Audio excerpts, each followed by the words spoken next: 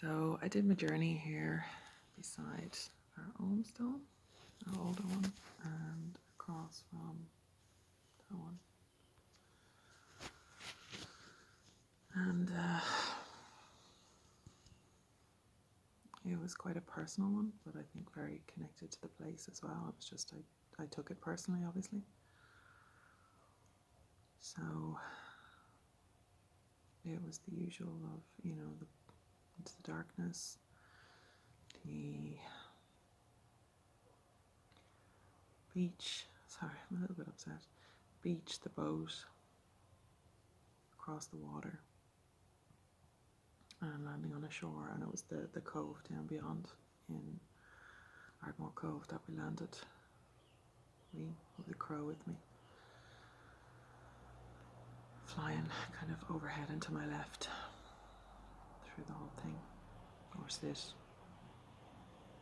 settled, but always around that area. And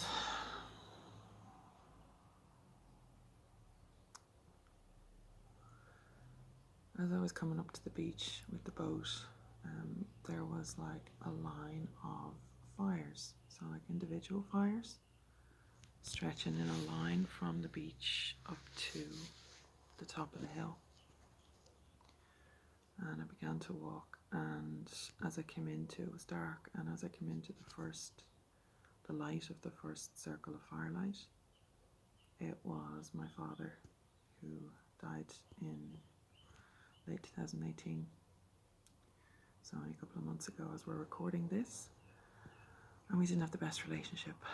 And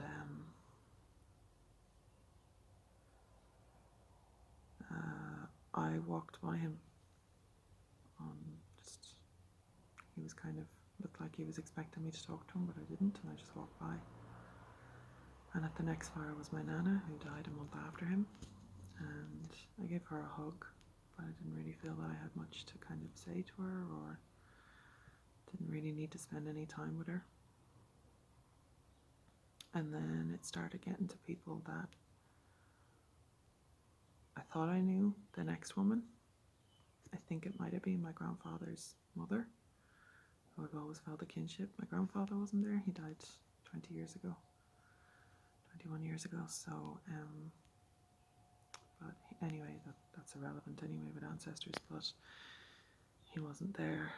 But maybe that was his mother at the next fire, and she gave me like this kind of stern nod. She had her arms folded and had like a house coat on, and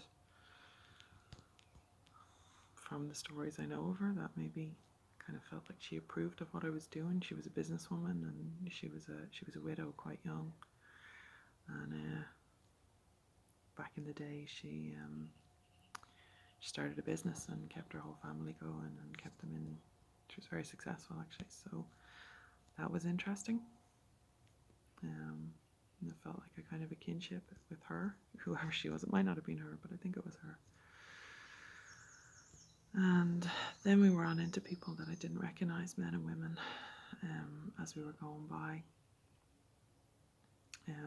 One of them gave me a piece of, like a smooth piece of wood, which was like, looked like it had been washed smooth like in the sea, or maybe rubbed smooth.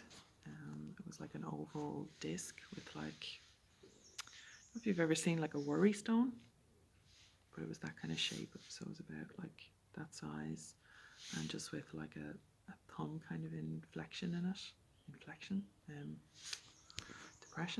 in it, that seemed to be worn smooth anyway. So I don't know what type of wood it was made of, but that was interesting. That felt really nice. So I took that into my pocket and kept it.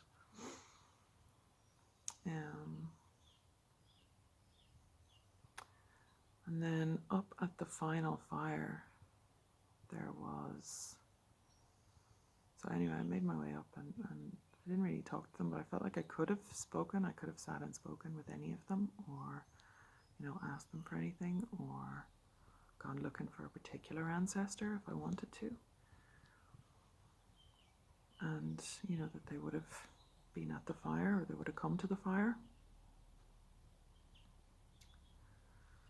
So that was kind of interesting and felt really kind of useful, even though I didn't really make use of it today as such. It was my first time with it, so that was okay. And when I got up to the top of the hill, though, none of the church, none of the stone, none of the tower was here. The oratory wasn't here, and we're talking at least kind of 5th, 6th century. But there was an Ogham stone at the top of the hill, so there was a fire beside it, and just an Ogham stone. And I couldn't read what was on the stone. It was quite worn, and the fire was like dancing, and it was like it was changing. So I'm not sure what that was about, but I sat with it and thought about the Ogham, and thought about ancestry and how important that is, and how important it is to recognize your lineage and to respect them and to visit with them almost. And it's something that we don't really do kind of in the modern world. We do here in Ireland to a certain extent. And, you know, even the tenting of the graves and the blessings of the graves every year and all that kind of stuff, like that would be it's very common. So, a little money spider that just landed on my phone. If you saw a little shake over the screen there, that was the money spider going over the camera. So, a little good luck, Spidey. But yeah, I was thinking about the Ogham and how the Ogham was often used to kind of record the ancestry, and how important that was for people, and, you know, how much kind of effort they went to, and how much they invested in that, in the lineage. And, you know, later on then it was in the manuscripts, in the annals. So it's always been a part of our culture and a part of our history as Irish people. So I just kind of sat with that and understood that and respected that. And it seemed very apt for this place. And for this time, for me, in my life. And then when I was finished up there, I walked back down, and the people were just tending their fires, not really paying much attention to me. When I got back down to the beach, my father it was like he went to step outside because I wasn't entering his firelight circle. And he went to step outside, but he kind of stepped back, which was weird. It was like he couldn't go any further or something. But he reached out his hand just to the edge. And he said, "I'm sorry."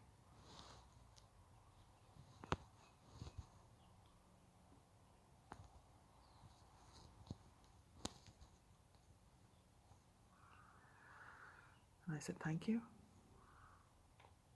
And I left.